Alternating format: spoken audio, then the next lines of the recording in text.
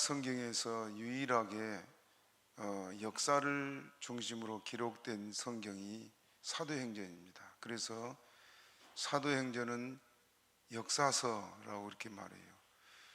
구약에는 12권이 역사서로 기록되어 있는데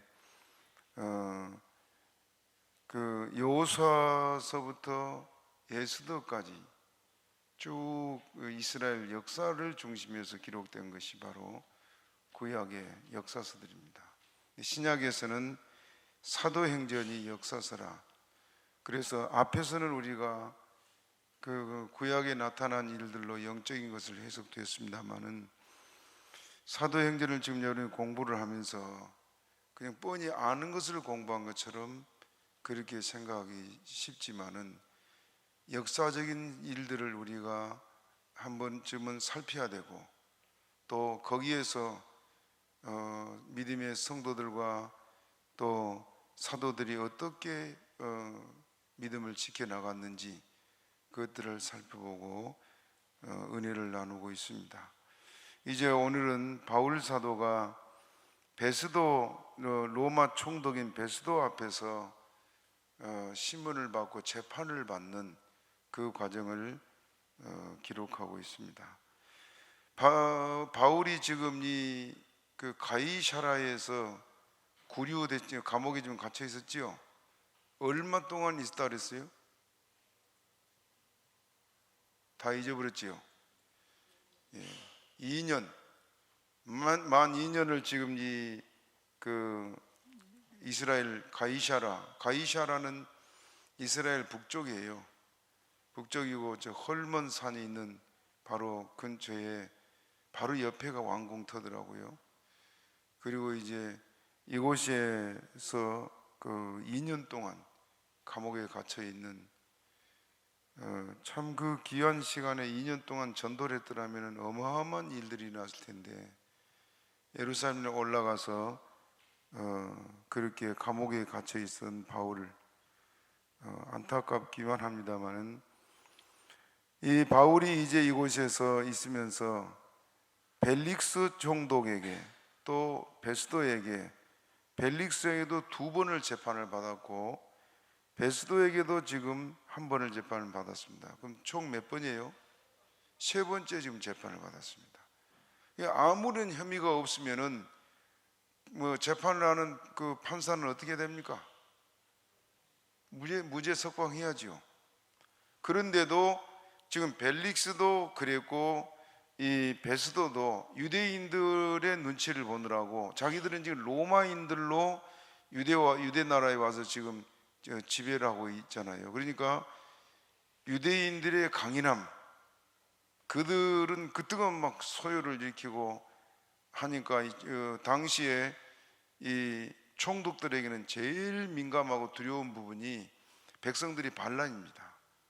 백성들이 반란을 일으키게 되면 자기들은 로마 정부로부터 제재를 받고 감옥을 가고 심지어는 사형을 받을 수 있을 만큼 그렇게 그 무서운 일들이란 말이에요. 그러니까 백성들이 반란을 일으킬까 봐서 그걸 제일 신경 썼습니다.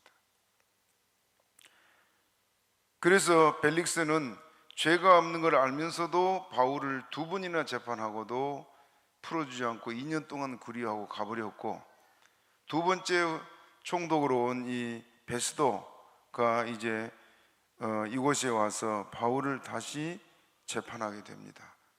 그래서 이런 부분들을 보면은 이 정치인들은 참 믿을 수가 없는 정치인들이죠.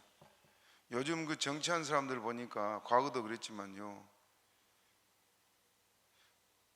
좀 가장 수준 낮고 저질스러운 사람들이 정치인들이다. 나라가 제대로 되려면 정치인들이 수준이 높아야 될 거 아니에요. 지식 수준이 아니고 이거 인격적으로나 정신적으로나 그래야 지도자가 바르게 끌어갈 텐데 그러지를 못한 게 지금 우리나라 현실입니다. 어느 세대나 그렇습니다만은 그러나 참된 지도자가 서게 되면은 나라고 또 개인들이고 다 풍요를 누리고 살아왔습니다. 여기 지금 바울이 이제 베스도의 재판을 받는 과정에서 1절을 먼저 같이 읽어봅니다. 1절 시작. 베스도가 도임한 지 3일 후에 가이사랴에서 예루살렘으로 올라가니. 예. 가이사랴는 북쪽이고 북쪽은 위쪽이에요. 예루살렘은 유대 남쪽이잖아요. 그러면 가이사랴에서 예루살렘으로 쭉 내려갑니다. 내려가는데 여기는 지금 예루살렘으로 어떻게 따랐어요? 올라갔다. 왜 그랬을까요? 당시 수도가 예루살렘이니까 예루살렘으로 올라갔다 그렇게 표현했는데, 실상 이곳은 지금 가이사랴가 더 지역적으로 높고, 자 보세요. 요단강이 어디서부터 발원한다 그랬어요? 이스라엘 북쪽의 헐몬산이에요. 헐몬산에서, 헐몬산이 그 만년설이 있는 곳이 헐몬산이 아주 높은 산이에요. 예수님이 가이사랴에 가셨다가 베드로 또 베드로와 요한을 데리고 높은 산에 올라갔다 그랬죠. 그리고 거기서 모세와 엘리야를 만나서 예수님이 죽으실 걸 말씀하셨는데, 그곳이 헐몬산밖에 없습니다. 이스라엘 산들은 별로 높지 않습니다. 헐몬산만 높고, 그리고 이곳에 가니까 늘 말씀드렸지만 샘이, 물이 솟아난 샘이 어마어마하게 커요. 이 넓은 그 샘에서 물이 솟는데 그 샘물이 큰 폭포를 이루어요. 어마어마하게 물이 흘러갑니다. 그런데 이 물들이 흘러간 것이 지금 갈릴리 바다로 들어가고 요단강으로 흘러서 지금 사해 바다까지 내려가는데, 그러니까 이 가이사랴가 제일 이쪽 부분이에요. 그래서 이제 예루살렘으로 쭉 이렇게 내려가는데, 여기는 지금 올라간다 그렇게 말한 것은 예루살렘이 본래 수도이기 때문에 그렇게 말하고 있습니다. 베스도가 이스라엘의 총독으로 올 때가 주후 58년에서 한 60년경으로 그렇게 봅니다. 그리고 부임한 지 2년 만에 62년에 사망을 하게 돼요. 그런데 여기 지금 보면은 도임한 지 3일 후에 예루살렘으로 갔다고 말하는데, 3일 후 하면은 우리는 3일 지난 4일째잖아요. 그런데 유대인들의 그 표현은 3일째 되는 날을 가리켜 그렇게 말합니다. 그리고 베스토가 신임 총리로 부임하고 나서 다음 날 하루를 쉬고 그 다음 날 이제 예루살렘으로 가서 방문하게 됐는데, 왜 예루살렘 먼저 갔을까요? 지금 자기가 다스려야 될 이 지역들의 실태를 하루라도 빨리 파악해야 되고, 그리고 이 지역의 지금 그 유지들, 그리고 예루살렘의 백성들 가운데 가장 힘이 있는 사람들을 만나서 그들의 말을 듣고 또 어떻게 이 백성들을 끌어가야 될 것을 준비하고 해야 될 거 아니에요. 그래서 먼저 찾아간 곳이 예루살렘, 사내들인 공회가 있고 대제사장이 있는 이곳을 찾아서 갔습니다. 이곳이 유대의 수도이면서 종교적인 중심지였고 유대 지도자들이 다 이곳에 모여 있었기 때문에. 그런데 2절을 또 같이 읽어봅니다. 2절 시작.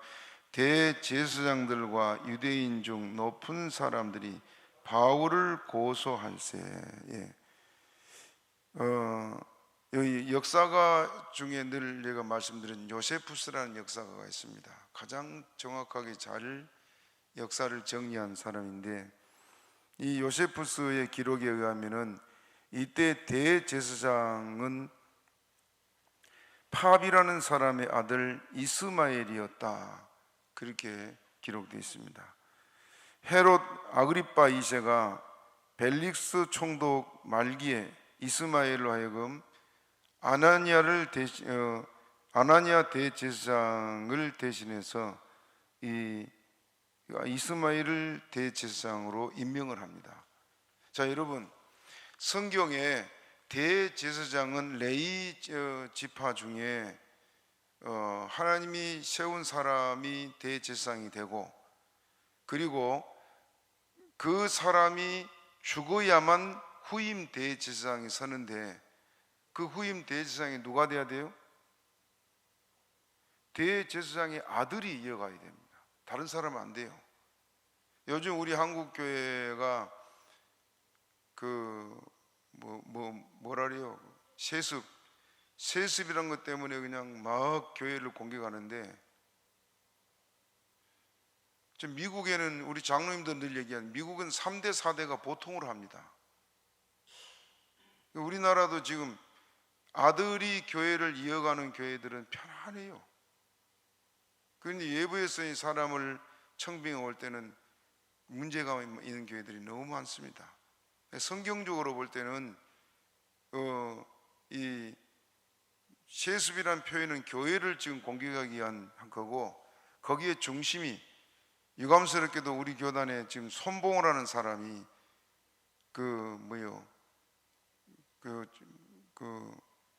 교회를 공격해 해서 지금 단체를 만들고 그동안 많이 해쳐왔습니다. 지금도 이 사람은 지금 민주당 정권 편에 서가지고 교회를 얼마나 지금 해롭게 하는지 몰라요. 아무튼 그건 그렇고, 이 구약의 지금 제사장 제도는 대제사장이 죽으면 그 아들이 이어가도록 그렇게 해왔는데, 여기는 대제사장들이라는 복수를 쓰고 있습니다. 대제사장들과 유대인 중 높은 사람들이, 그렇게 말하는데 대제사장들이 여러 명이란 말이죠. 그러니까 지금 여기 이스마엘이 대제사장 되기 전에 누가 대제사장이었어요? 지난 시간에 아나니아라서 아나니아는 아주 막 악질적인 사람이었다 그랬습니다. 그래서 바울을 죽이려고 얼마나 애를 썼는지 몰라요. 근데 그 아나니아를 이제 해임시키고, 또 이스마엘이라는 사람을 이 대제사장으로 세운 이가 누구냐? 헤롯 왕이 헤롯 아그리파 2세가 그렇게 했습니다. 왜 그랬느냐? 로마에서, 로마 정부에서 이 헤롯 아그리파 그 헤롯 왕의 손자지요. 헤롯 대왕의 손자예요. 이 사람이 로마에 가서 공부를 하고 로마 황실에서 자랐어요. 그러다 보니까 로마 황실의 지원을 많이 받았습니다. 그래 이스라엘 와서 왕으로 있을 때 굉장한 권한들을 많이 이렇게 부여해 줬는데, 그 중에 하나가 대제사장이나 이 직책들을 교회가 하는 게 아니고, 이스라엘 사내들인 공회가 있고 하는데 한 게 아니고, 헤롯 왕이 이 모든 것을 임명을 하고 하는 그 권한을 줬어요. 그러다 보니까 성경과 전혀 다르게 대제사장들이 많은 겁니다. 그러니까 물러난 사람들도 여전히 대제사장 칭호를 호칭을 해주고 그래왔습니다. 우리로 말하면 교단의 총회장 하면은 죽을 때까지 전임 총회장, 꼬리표처럼 따라다니는데, 이때 그랬단 말이에요. 그래서 이 전임 대제사장들이 모여가지고 지금 바울을 고소한 그런 사건들을 기록하고 있습니다. 그래서 대제사장들과 유대인 중 높은 사람들이 누굴까요? 유대사의 높은 사람들이 누구예요? 우리나라로 말하면 국회의원들 아니에요. 그 성경에 이 유대인 중에 높은 사람들이 누굽니까? 국회의원들이. 사내들인 공의원들이라 그랬어요. 이 사람들이 모여가지고 바울을 고소할세, 그렇게 말하고 있습니다. 그래서 3절 우리 또 읽어봅니다. 3절 시작. 베수도의 호의로 바울을 예루살렘으로 옮겨 보내기를 청하니 이는 길에 매복하였다가 그를 죽이고자 함이러라. 이 계획을 언제 세웠어요? 이 사람들이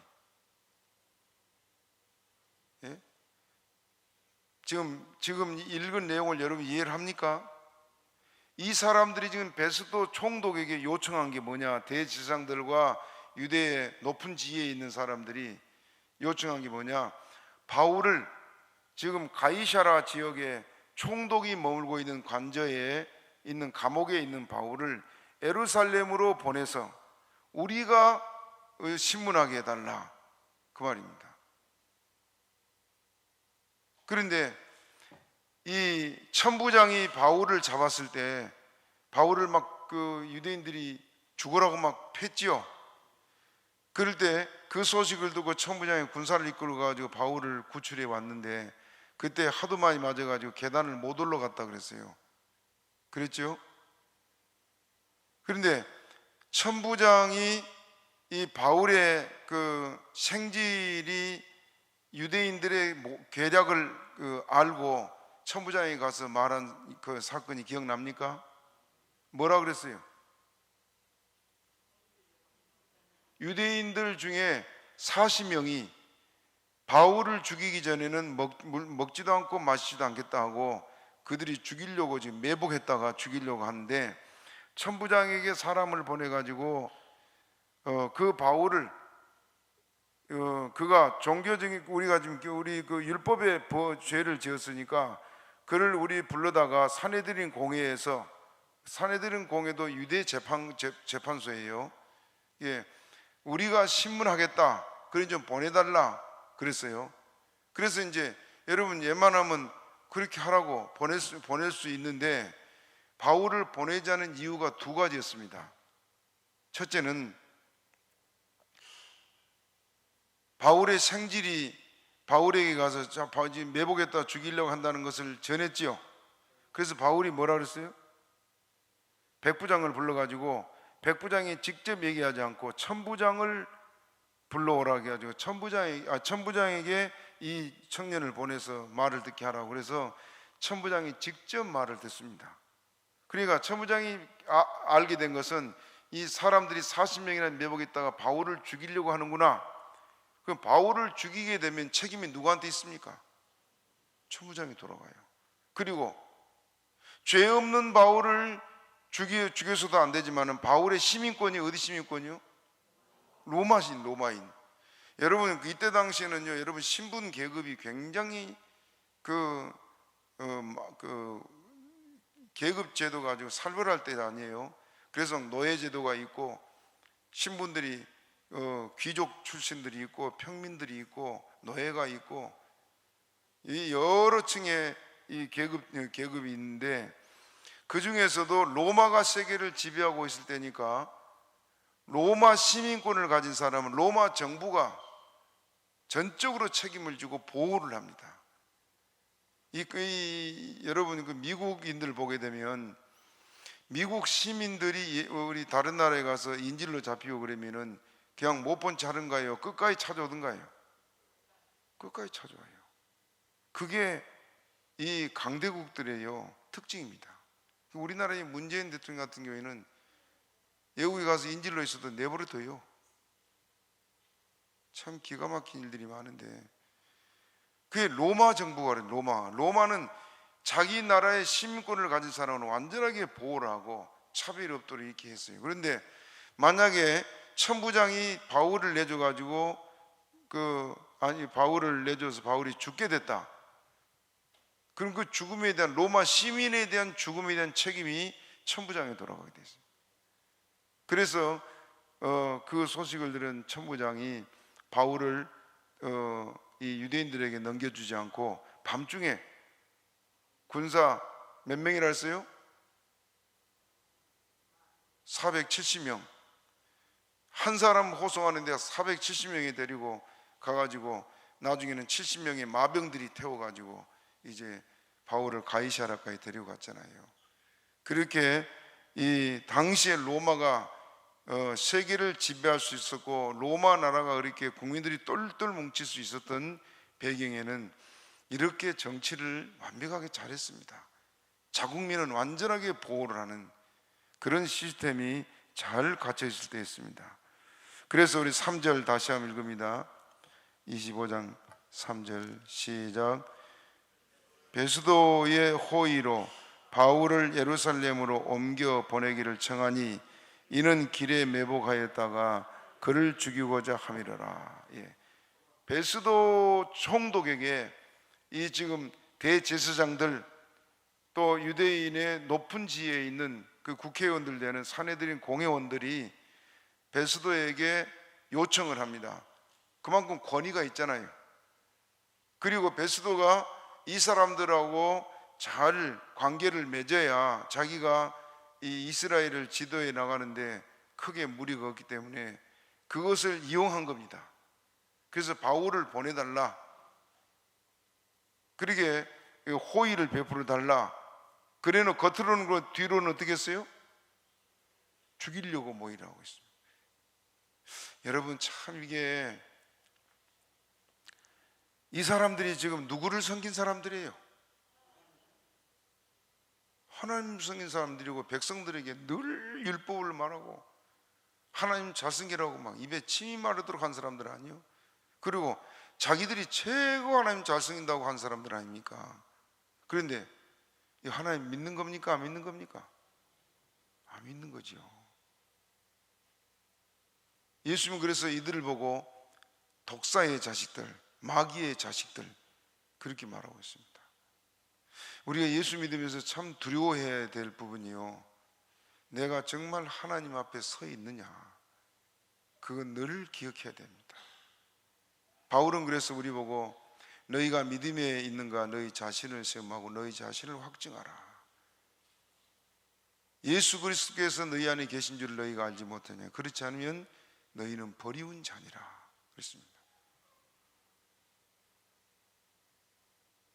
목사님 세계도 참 무서워요. 목사님들 보면요, 정말 저분 속에 예수가 있나, 그런 분들이 참 많습니다. 심판대가 무서울 줄 알아요. 다른 사람은 몰라도 우리 한 사람 한 사람은 늘 주님 앞에 서 있는 것을 잊지 마시기 바랍니다. 그 앞에 있는 사람은 정직할 수밖에 없고 또 그 주님 앞에 우리가 바로 설 수밖에 없습니다. 이들은 지금 대제사장들이고 백성을 가르치는 랍비들이고 모든 권력을 가지고 있는 유대 지도자들이에요. 그런 그들이 바울을, 베스도를 속이면서 베스도의 호의로 바울을 보내주면 우리가 그를 신문하겠다 그렇게 말하는데, 실상은 뭐 하려고 그랬다 했어요? 죽이려고. 참 불신자보다 못한 사람들이 사람들이에요. 예, 그들이 하나님을 안 믿으니까 그렇습니다. 또 4절 같이 읽어보면 4절 시작. 바울이 가이사라에 구류된 것과 자기도 미국에 떠나갈 것을 말하고, 예, 베스도 총독이 대답을 하기를, 바울이 지금 가이사라에 뭐 하고 있다? 구류돼 있다, 감옥에 갇혀 있다. 그 말은 거기 있어도 바울이 탈출하거나 도망가거나 그럴 수 없다, 안전히 지금 보호하고 있다 그 말이에요. 그리고 자기도 여기 오래 머물지 않고 떠나가야 된다. 자기가 지금 거치한 그 관저가 가이사라가 있으니까 가서 바울을 데리러 간 사람이 데리고 오고 시간이 많이 걸릴 거 아닙니까? 그렇기 때문에 안 된다는 것을 말하고 있습니다. 예, 베드로가 여기서 지금 그 안 되는 이유를 정중히 거절하고 있는데, 이유가 첫째는 바울이 가이사라에 구금되어 있는 만큼 그가 도주할 염려가 없고, 또 자신이 두 번째는 자기가 곧 이곳을 떠나가야 되기 때문이라고 말하는데, 5절을 읽어봅니다. 5절 시작. 또 가로되 너희 중 유력한 자들은 나와 함께 내려가서 그 사람에게 만일 옳지 아니한 일이 있거든 송사하라 하니라. 예, 옳지 않은 것이 있으면 뭐 하라고요? 송사하라. 송사가 뭐라 그랬어요? 고소하는 거지요. 그 죄가 있으면 가서 거기 가서 고소해라. 그 말은 정식 재판을 열고 판결하겠다 그 말입니다. 그래서 너희 중에 유력한 자들이 나랑 함께 올라가서 내려가서 말이요. 그리고 거기서 내게 그를 고소하라고 그렇게 말하고 있습니다. 또 6절을 같이 읽어봅니다. 6절 시작. 베스도가 그들 가운데서 8일 혹 10일을 지낸 후 가이사라로 내려가서 이튿날 재판 자리에 앉고 바울을 데려오라 명하니, 베스도 총독이 예루살렘에서 8일 내지 한 10일 정도 있었다 그렇게 말해요. 그리고 이제 가이사라 올라갈 때 이 유대 유력자들이 따라간 거죠. 이들의 목적은 오직 바울 죽이는 게 목적입니다. 그래서 올라가서 이제 정식 재판이 시작됩니다. 베스도는 재판 자리에 앉고 판사로, 지금 우리는 이게 판사 제도가 사법부가 있습니다만은 이때는 지도자들이 재판했습니다. 구약에도 그랬어요. 구약에도 동리에 유력한 사람이 재판을 늘 맡았습니다. 그래서 이제 재판 자리에 있고 이 사람들은 바울을 지금 고소하고 있습니다. 그래서 바울을 고소하는 것을 여기에 말하고 있는데, 그들의 그 주장하는 것은 하나도 증거가 없는 그런 것들을 지금 말하고 있는데요. 7절을 또 읽어봅시다. 시작. 그가 나오매 예루살렘에서 내려온 유대인들이 여러 가지 중대한 사건으로 송사돼 능히 증명하지 못한지라. 24장에도 우리가 봤습니다마는 여러 가지 중대한 사건으로 고소했다. 지금 베스도가 바울을 죽이려고 언도를 내리려면 바울이 어떤 죄를 지어야 됩니까? 로마 정부에 대해서 반기를 두고 반란을 모의하고 소요를 일으키고 그런 정치적인 범죄자로 만들어야 된단 말입니다. 그래서 여러 중대한 사건이라고 말하고 있는데 그 자기들이 꾸민 거죠. 그런데 앞에 지금 그 벨릭스에게도 지금 그렇게 고소를 했는데 증거가 없었잖아요. 여기서도 지금 베스도에게 이렇게 중대한 사건을 저질러서 이런 로마 법에 그런 죽여야 될 사람이다 하고 반란자다, 반역자다 이렇게 지금 몰아가고 있습니다. 그거에 대한 답변으로 8절 읽어봅니다. 8절 시작. 바울이 변명하여 가로되 유대인의 율법이나 성전이나 가이사에게나 내가 도무지 죄를 범하지 아니하였노라 하니. 첫째는 율법, 유대인의 율법, 성전. 그 다음에 세 번째 뭐라 했어요? 누구에게? 가이사에. 가이사에게란 말이 무슨 말이에요? 정치적인 범죄 안 했다고 말입니다. 반란을 주동하고 또 소요를 일으키고 반역죄를 지지 않았다. 이 중대한, 조금 전에 말한 그 중대한 범죄자라고 그렇게 고소했다 그랬죠. 그 증거는 없다 그랬어요. 그 바울이 지금 거기에 대한 반박을 합니다. 바울이 지금 유대 율법에나 성경에 나온 율법에나 아니면 또 성전으로나 유대인들의 앞에서도 죄진 것 없고 가이사 황제 앞에서도 내가 반란을 하거나 반역을 하거나 그런 죄를 진 것이 없다 그렇게 말하고 있습니다. 자, 이해가 되지요? 9절도 읽어봅니다. 9절 시작. 베스도가 유대인의 마음을 얻고자 하여 바울더러 묻되 내가 예루살렘에 올라가서 이 사건에 대하여 내 앞에서 신문을 받으려느냐. 베스도가 왜 이렇게 말할까요? 지금 유대인들이 바울을 어떻게 해달라 그래요? 예루살렘으로 보내달라. 그렇죠? 예루살렘. 그러면 우리가 사내들인 공회에서 그를 재판하겠다. 그렇게 지금 그 요청을 하니까 베스도가 유대인들의 마음을 사기 위해서, 지금 자기는 처음 부임한 사람이요, 마음을 사기 위해서 예루살렘으로 보낼 마음이 있는 거지요. 그래서 예루살렘으로 가서 거기서 내 앞에서 신문을 받겠느냐? 유대인들이 환영할 일입니다. 왜 그래요? 내려가는 동안에 뭐 하려고? 죽이려고. 2년이나 지냈는데 바울을 못 죽여서 이렇게 혈안이 된 사람들이에요. 여러분, 율법주의자들은요 절대 마음의 맺힌 걸 풀지를 않습니다. 한 번 원수를 맺으면 죽을 때까지 원수가 돼요. 성령이 그 마음에 있는 사람은 원수 맺고 못 살아요. 잠도 오질 않아. 마음이 답답해서 못 살아. 그러니까 풀어야 되는데, 성령 없는 이 율법주의자들은 사람을 원수 맺으면은요 풀질 않습니다. 참 무섭죠. 2년이 됐으면 그래도 좀 그 악한 생각들을 좀 식을만 하지 않아요? 그런데도 바울을 죽이려고 좀 그런데, 거기에 지금 발맞춰서 이 베스도가 바울을 예루살렘으로 가서 거기서 시몬 받겠냐. 이미 지금 바울의 죄가 하나도 없음을 알고 거기서 뭐 해야 돼요? 판결 내려야지요. 죄 없으니까 무죄 석방을 시켜야 될 상황인데 왜 또 신문한다 그래요? 지금 세 번째 재판을 받았는데. 정치꾼들은 이렇습니다. 정치꾼들은 항상 이용을 해서 자기 정치적인 유익된 것을 찾으려고 하지요. 국민 생각하지 않습니다. 그래서 바울 사도가 지금 10절 읽어봅시다. 10절 시작.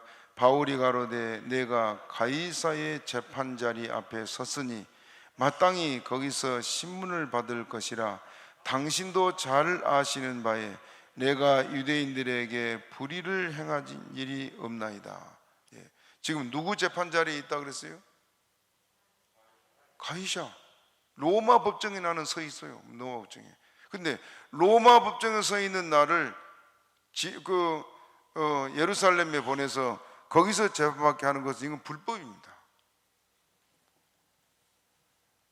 바울이 지금 베스도의 제의가 로마 법의 절차에 어긋난 것을 지금 지적하고 있는데, 로마 시민으로서 가이사의 재판대 앞에 선 이상 끝까지 가이사의 재판을 받아야 하는 것이지, 로마 시민에 대한 재판권이 없는 유대 산헤드린 공회에 서야 될 이유가 없다는 말입니다. 제 말 이해됩니까? 예루살렘에 내려가면 어디 재판대에 서야 한다고요?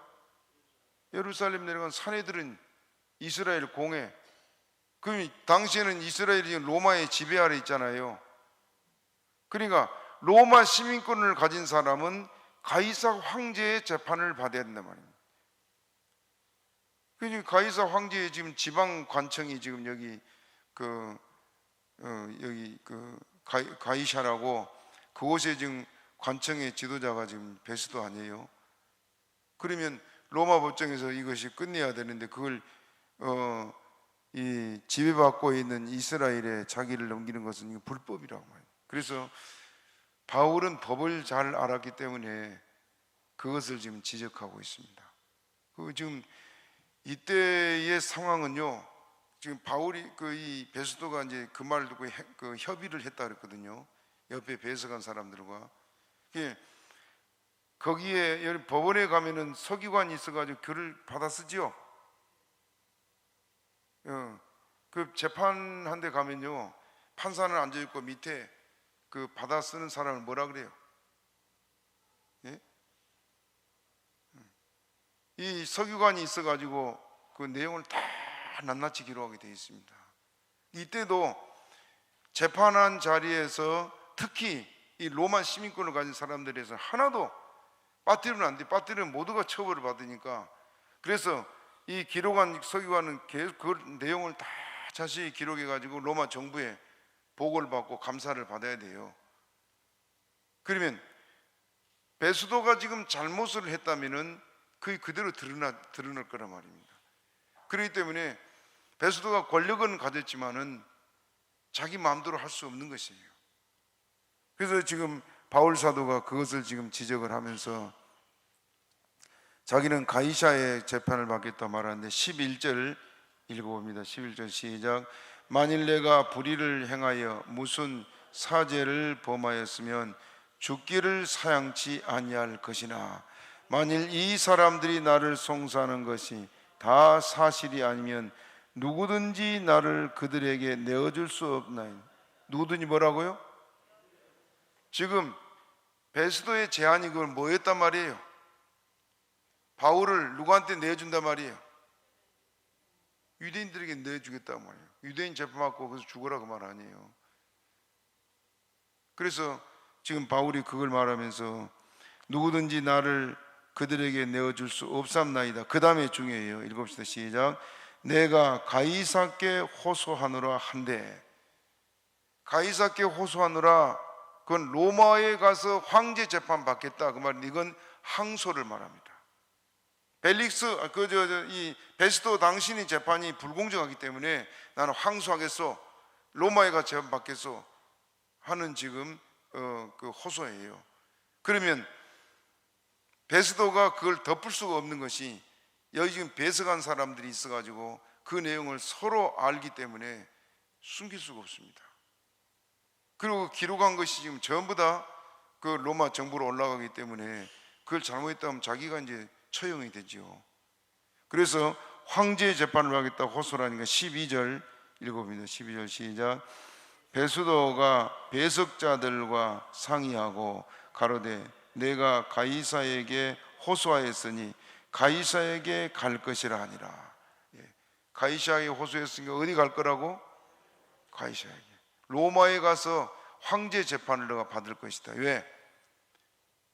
로마 시민으로 이 재판이 불공정하기 때문에 나는 황제의 재판을 받겠습니다 하는 지금 선언이거든요. 그래서 그 말대로 할 수밖에 없는 것이, 누가 옆에 있다 그랬어요? 12절에 이 베스도 총독 재판장 옆에 누가 있어요? 배석자들. 그렇기 때문에 이건 혼자서 속일 수가 없도록 제도를 그렇게 만들어 놓은 겁니다. 그래서 이 바울의 호소를 이제 듣고는 바울이 로마로 압송돼 가서 거기서 재판을 받는데, 로마에서도 감옥 생활을 2년 이상 해요. 참 그 귀한 시간들을 감옥에서 많은 시간을 허비하고 보냅니다.